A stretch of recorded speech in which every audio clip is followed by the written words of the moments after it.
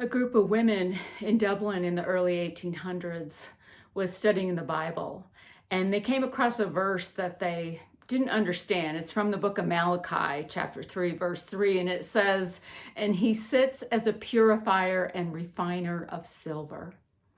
And so one of the women decided that she would go to a silversmith and ask him about the process of refining silver. And so she went to visit a silversmith, and without telling him what she was there for, he described for her his process of refining silver. And she said, "But sir, do you sit and watch while the silver is being purified in the furnace?" And he said, "Yes, I do, because even if it's left in there a minute too long, it'll be injured."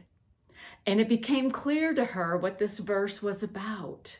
That while we are living through our trials, and when we're in the furnace, when we're in the heat of difficulties, that Spirit is there.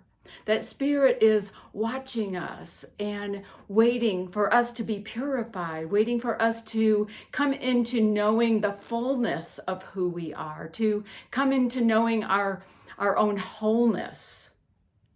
And the silversmith will keep watching until he can see his own reflection. And that's when he knows that the silver is done. And us too in our lives. When we can see our reflection, when we can see our wholeness, when we can see our divinity, then we know that our trials weren't for no reason. They were for a good reason, that they helped us. They helped us learn. They helped bring us to this sense of wholeness, to this truth, to this knowing that we are free and liberated rather than just wounded from our difficulties.